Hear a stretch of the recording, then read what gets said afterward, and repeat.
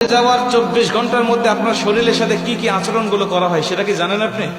বর্তমান বিজ্ঞান বলছে একটা মানুষকে যখন দাফন করা হয়, এই দাফন করার 24 ঘন্টার মধ্যেই তার শরীরের মধ্যে পোকার উৎপত্তি হয় এবং এই পোকাগুলো নিজেরা তার শরীর খাইতে থাকে এবং অন্যান্য পোকাগুলোকে আমন্ত্রণ করতে থাকে গন্ধের দ্বারা, এবং এতটা শরীর থেকে গন্ধ বের হয় এবং এই পোকাগুলো তার অঙ্গের বিভিন্ন অঙ্গ প্রত্যঙ্গ দিয়ে বের হতে থাকে এবং অন্যান্য পোকাগুলোকে আমন্ত্রণ করতে থাকে।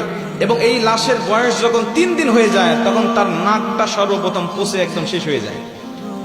সব ঠিক আছে, আপনার হাত পা শরীর সব ঠিক আছে, কিন্তু সর্বপ্রথম আপনার নাক পচে যাবে এবং এখান থেকেই পচনটা শুরু হবে। এখান থেকেই পোকা পুরা শরীরের বাহিরে চলে আসবে, পুরা শরীরের বাহিরের অংশগুলো খাইতে থাকবে। আপনার লাশের বয়স যখন 6 দিন হয়ে যাবে তখন আপনার হাতের এবং পায়ের নখগুলো খসে খসে পড়তে থাকবে। আপনি শুয়ে আছেন কবরের মধ্যে, কিন্তু আপনার হাতের নখও নাই, পায়ের নখও নাই, খসে পড়ে গেছে। 9 দিন যখন বয়স হয়ে যাবে তখন আপনার শরীরে মাথার হাতে পায়ের অঙ্গ প্রত্যঙ্গের যত চুল আছে, লোম আছে, সব চুলগুলো খসে খসে পড়তে থাকবে।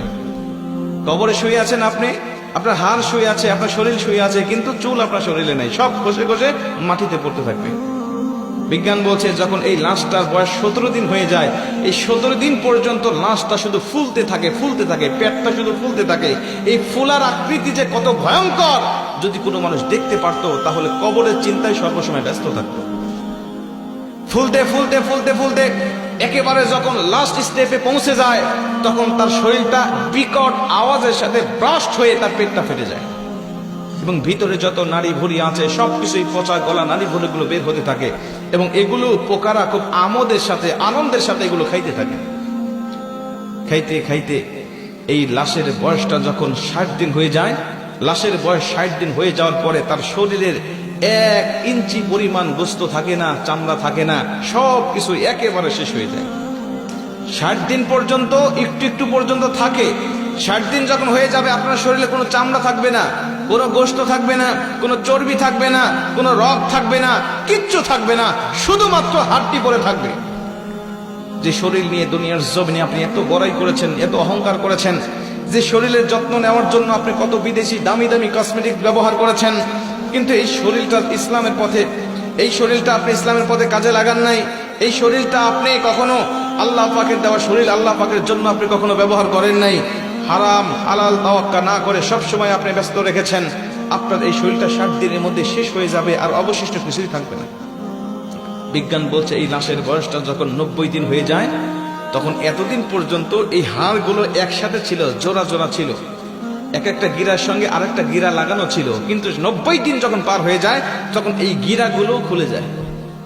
গিরাগুলো তার শরীরের সাথে আর থাকে না। এটা যে মানুষের কঙ্কাল, একটা মানুষ এই 90 দিনের আগে এটা দাঁড় করালে এটা হাড়গুলো ঠিক থাকতো, কিন্তু যখন 90 দিন বয়স হয়ে গিয়েছে প্রতিটা জয়েন্ট থেকে এই হাড়গুলো খুলে খুলে পড়তে থাকে। 3 মাসের মাথায় যখন সব খুলে যায়, 1 বছর হতে না হতে তার হাড্ডিগুলো মাটির সাথে মিশে যেতে থাকে। জোরে করে আল্লাহু আকবার। হাড্ডিগুলো মাটির সাথে মিশে যায়। প্রিয় ভাই, এই শরীর নিয়ে অহংকার করার কিছু আছে? আল্লাহ বলে অহংকার আমার চাদর, এই চাদর ধরে যদি কেউ টান দেয় আমি আল্লাহ সহ্য করতে পারি না। আমি আল্লাহ পাক তখন ডাইরেক্ট তার প্রতি অ্যাকশন নেওয়া শুরু করি। আজকে চলে গেছে 2 জন ব্যক্তি, ওরা যদি জানতো, ওরা যদি সুস্থ থাকতো তাহলে চিন্তা করতো, যদি তাদের আল্লাহ পাক যদি কবুল করতো তাহলে তারাও হয়তোবা এসে এই মাহফিলে বসতো। কথা বলেন ঠিকই না? আজকে আপনার সামর্থ্য আছে, আপনার রাস্তাঘাটের দোকানপাটে ঘুরে বেড়াচ্ছেন, হতে পারে আজকের এই মাহফিলটা আমাদের জীবনের জন্য শেষ মাহফিল হতে পারে না? পারে না? হতে পারে এই মোনাজাত পর্যন্ত আমার জীবনের শেষ মোনাজাত হতে পারে, এখান থেকে আমি বাড়িতে যেতেও পারি, নাও যেতে পারি।